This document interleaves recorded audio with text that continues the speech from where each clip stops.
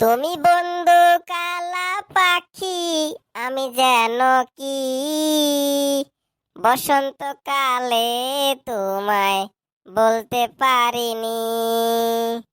বসন্তকালে তোমায় বলতে পারিনি।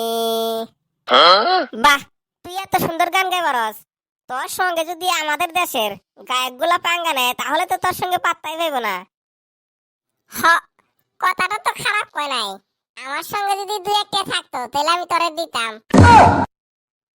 দূর শালা, আমি কি ভিখারি নাকি যে আমাকে 2-1 টাকা দিবি? আর তোদের জন্য একটা মন খুলে গানও গাওয়া যায় না।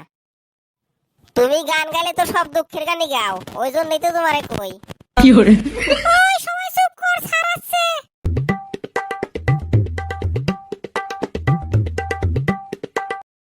Good morning sir. Good morning sir. Morning morning, তোরা সবাই চুপচাপ বস। তারপর তোরা ভালো করে লেখাপড়া করছিস না নাই, না খালি সময় নষ্ট করিস? না স্যার, আমরা ভালো করে লেখাপড়া করি। ক্লাসের মধ্যে জানি একটা কিরকম গন্ধ বের হচ্ছে। মনে হচ্ছে স্যার পাদের গন্ধ। কি hore হ্যাঁ হ্যাঁ, বন্ধু তো একটু বের হচ্ছে। কেউ মনে হয় পাত দিছে। স্যার, এটা বোধহয় মধুসূদনের কাজ। মধুসূদন ছাড়া এই ক্লাসের মধ্যে তো আর কেউ পা দেয় না। কি hore হ্যাঁ, পাদ দিলেই খালি আমার নাম, আর তো কেউ পা দেয় না। এই র, তোরা যদি আজকে ক্লাসের মধ্যে পাদাপাদি আরম্ভ করছস, তাহলে একটা পাদ নিয়ে রচনা বল। দেখি কে কিরকম বলতে পারিস। গঙ্গাধর, রচনাটা তুই বল। স্যার, পাদের রচনা বলতে হবে? হ্যাঁ হ্যাঁ, বলতে পারবি তো? নিশ্চয় স্যার, আমি বলতে পারবো। বলছি স্যার, বলছি। পাকস্থলীতে লুকিয়ে থাকা বায়ু বা বাতাস বিশেষ প্রক্রিয়ায় পায়ে পথে নির্গত হয়, তাকে পাদ বলে। কি hore পাদ হচ্ছে মানবজাতির একটা পন্থা। পৃথিবীর মধ্যে এরকম কোনো মানুষ নাই যে আজ পর্যন্ত সে কোনোদিন পাদে নাই। পাদ আসলে সবাই মারে।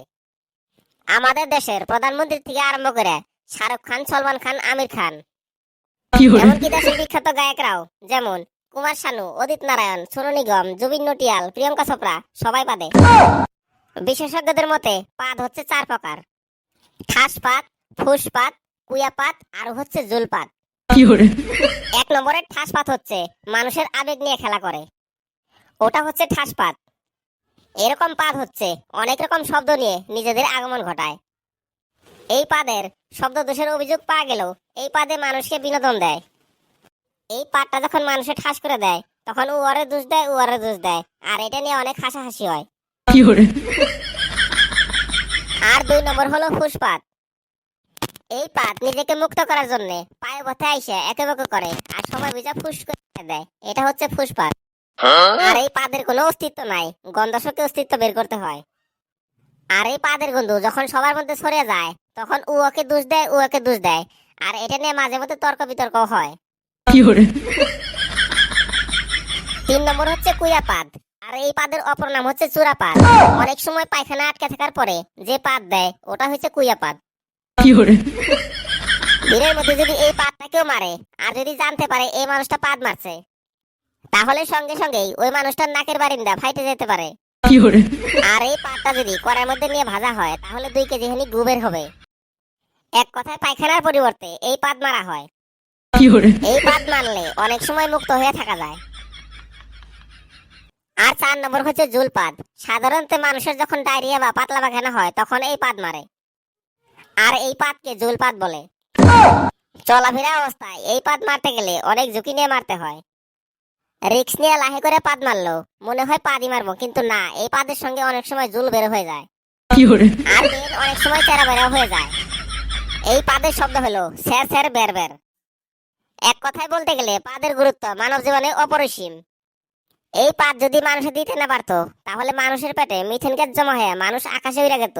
কি hore এই পাদের আরো একটা সমস্যা আছে, কিছু কিছু সময় পাদ মারলেও বোঝা যায় না যে পিছনে ভিজলো কিনা। আরেকজনের জিজ্ঞাসা করতে হয়, দেখেন যে ভাই আমার পিছনে ঝুল বেড়েছে কিনা। তখন যদি বলে হ্যাঁ ভাই পিছনে ভিজে গেছে, তাহলে আর কোনো সন্দেহ নাই যে পাদের সঙ্গে গু বেরিয়ে গেছে। কি hore আবার যদি কখনো হাঁটতে হাঁটতে পিছনে ভিজে যায় তাহলে ভাববে এই পাদের সঙ্গে ঝুল বেরিয়ে গেছে। এই 4 প্রকার পাদের মধ্যে প্রথম দুইটা একটু আরামদায়ক, আর পরের দুইটা হলো বিপজ্জনক। তাই বলছি, যে যেখানেই থাকেন বুঝে শুনে পাদবেন, পাদলে পেট ক্লিয়ার হয়। পাদলে যখন পেটের গ্যাস বের হয়ে যায় তখন খুব আরাম লাগে। তাই সবাইকে বলছি, পাদ তো সবাই মারে, কিন্তু জায়গা বুঝা দেখে হইলে পাইদেন, Fiore, যাতে নিজের মান সম্মান লিক না হয়। স্যার, কেমন লাগলো এই পাদ নিয়ে রচনাটা? তোর রচনা শুনে তো ভালোই লাগলো। পাদের মধ্যে যে এত কথা লুকিয়ে আছে তা আজকে জানলাম। বন্ধুরা, এই রচনাটা যদি আপনাদের ভালো লাগে তাহলে অবশ্যই একটা লাইক কমেন্ট শেয়ার করবেন, আর চ্যানেলটিকে সাবস্ক্রাইব করে দিবেন।